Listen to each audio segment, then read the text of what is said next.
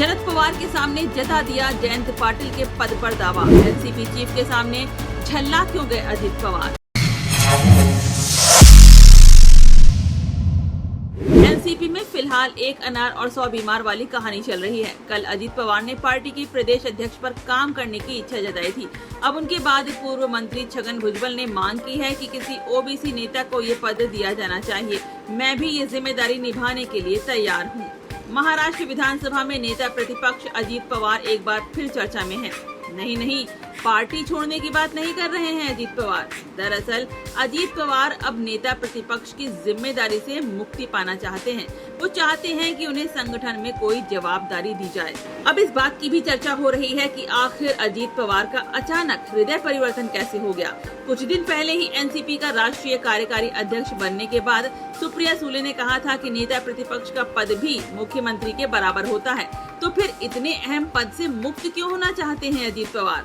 आखिर उनके दिमाग में चल क्या रहा है, इसको लेकर महाराष्ट्र में अलग अलग अटकलें शुरू हैं। बहरहाल अजित पवार ने मुंबई में आयोजित एनसीपी के 24वें स्थापना दिवस के कार्यक्रम में ये मांग रखी है।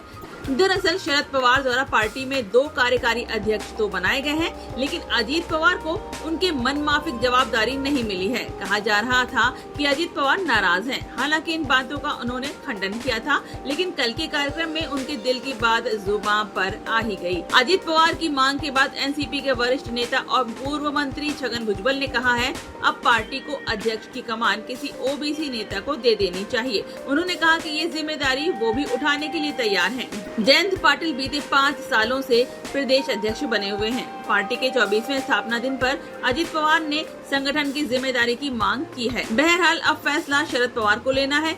शरद पवार का ये फैसला इसलिए भी अहम होगा क्योंकि अगले साल विधानसभा और लोकसभा के चुनाव होने हैं। अजित पवार ने कहा कि कुछ लोग ये कहते हैं कि मैं नेता प्रतिपक्ष के तौर पर सख्त व्यवहार नहीं करता हूँ। उन्होंने कहा, मुझे नेता प्रतिपक्ष के रूप में काम करने में कभी दिलचस्पी नहीं थी, लेकिन पार्टी विधायकों की मांग पर यह भूमिका स्वीकार की थी। पवार ने कहा कि उनकी मांग पर फैसला करना एनसीपी नेतृत्व पर निर्भर है। अजित पवार ने कहा, मुझे पार्टी संगठन में कोई भी पद दे दें, मुझे जो भी जिम्मेदारी सौंपी जाएगी उसके साथ पूरा न्याय करूंगा। अजित पवार ने एमवीए गठबंधन वाली सरकार गिरने के बाद पिछले वर्ष जुलाई में नेता प्रतिपक्ष का पदभार संभाला था। तत्कालीन एमवीए सरकार में वो उप मुख्यमंत्री थे।